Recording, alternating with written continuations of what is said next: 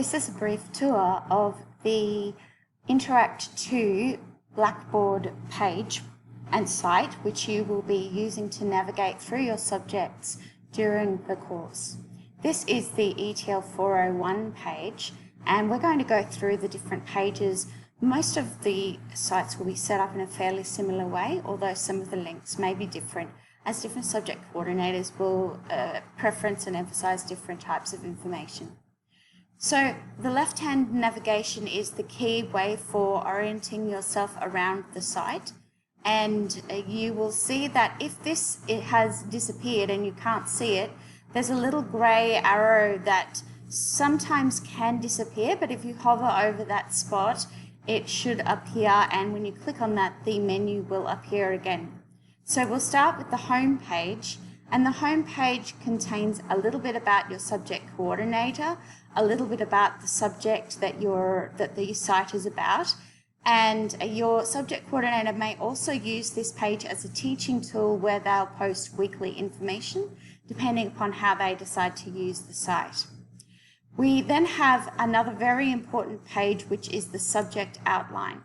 The subject outline will be formatted in an identical way for every subject. It starts with a summary table, and each of these are hyperlinked, and they'll basically take you down the page to that particular section, although you can scroll down as well. So the subject outline is the legal documentation from the university. It's a good idea to print this off. You can see here there is a download print PDF version button just here, and you can put it somewhere safe for future reference, which is useful because remember you will have access to this site for just 12 months after you complete the subject.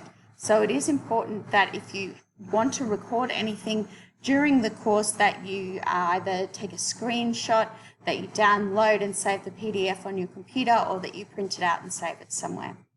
This subject outline contains your schedule for the subject, which is here under Subject Schedule and Delivery. If we click on that, you'll see there's a weekly schedule that is depicted, and it also provides you with the essential requirements for completing the assessments and the subject evaluation.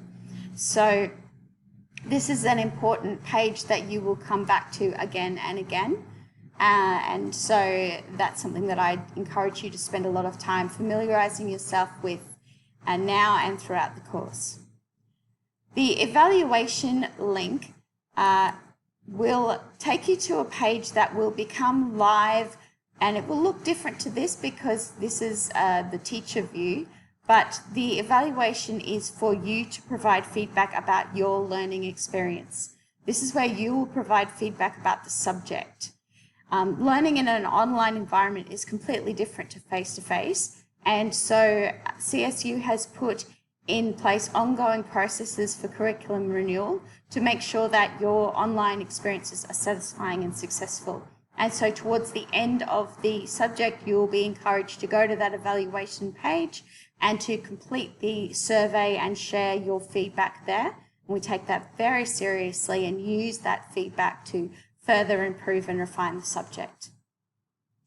Then you will see we have a section of links called Learning Community. Now this is basically the communication part of the page. So we have the academic contacts, which is the guidelines for contacting your subject coordinator, and if there's any additional staff that you need to contact, their details will be there as well. We have announcements, which is where your subject coordinator will place regular announcements about new resources, assignments, articles and news. These are also emailed to you, but a reverse chronological record of these are also available here on the site so that you can go back through without having to dig back through lots of emails in order to find information.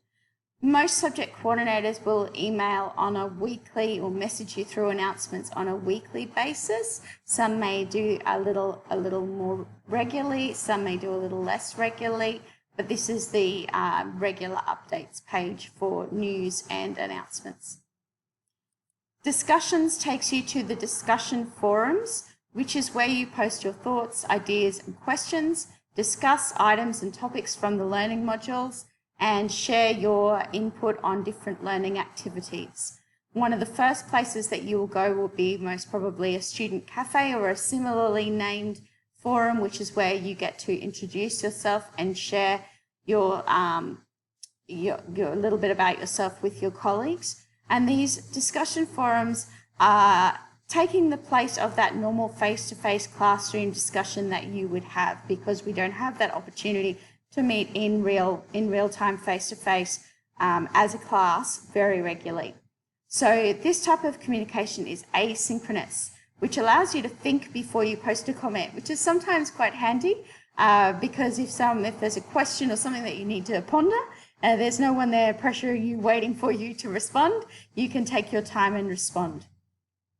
So both this is used in combination with our online meetings, and you can see that over here there is a link to online meetings. Now, how this page is set out will be different according to your subject coordinator's plans, but basically there will be a link that will take you to where you need to go for your Zoom meetings, and I use this page as also a place to post the recordings of the online meetings, any other supporting resources that have been shared during the online meetings, and also as a bit of a timetable. So that is the online meeting page, one that's very important for you to check out, and make sure that if you can book in for these meetings, because this is probably the only time when you get to have a synchronous communication with your colleagues in the course and also your subject coordinator, and to ask questions and get immediate feedback and immediate answers. Underneath that, we have a link to AusTLNet. Now, this won't be necessarily in every Interact 2 space, but because this is the introductory subject, we like to set you up and encourage you to join AusTLNet, so that's there. And we also have subject resources, which takes you to general resources that are useful for the course. When we scroll down further, you can see that we have the links to the assessment. Now, unlike in the subject outline, which gives you the overview of the assessment, these pages will give you a more detailed overview of how to undertake your assessment, how to manage your assessment, and all of the resources that support the assessments will be here. So in this case, the links to blogs is the links to the ThinkSpace site, where you can access your blog and other people's blogs. And you can see that each assessment piece has their own page with various resources and videos available for you. Below that is EASTS. EASTS is where you upload and download your assignments. You'll be sent an email when your assessment has been marked and is ready for you to download. And this is going to look a little bit different for you because you're a student and I can't access the student view, I can only access the teacher view. But EASTS is the application that we use to manage those assessments. My Grades is your final grade information. And so again, this will look slightly different, but nothing will appear here until the grade has been finalised at the end of the assessment. Your final grade may be moderated by the school and faculty assessment boards, but this isn't a common occurrence.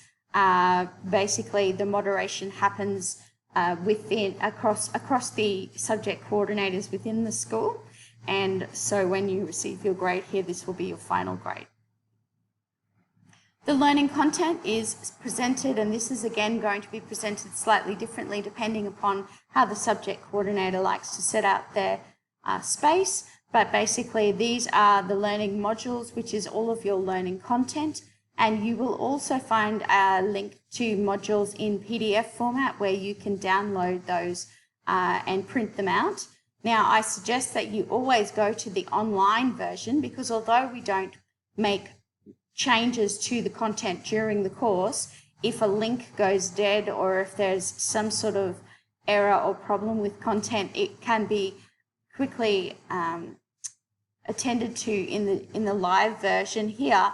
But if you download the modules at the beginning of the session, obviously though any corrections that are made through the session won't appear in the PDFs that you downloaded at the start of the session. So of course the PDFs are handy to have, and especially if you want to read and engage offline sometimes, but it is preferable that you also go back to the live versions of those. And then you'll see some additional CSU support, which are standard links that will be present on all of the Interact sites, taking you to the library and other useful links and learning opportunities. Okay, that gives you a bit of an overview of the Interact 2 site and all of its functionality. So I encourage you to take some time to have a look around.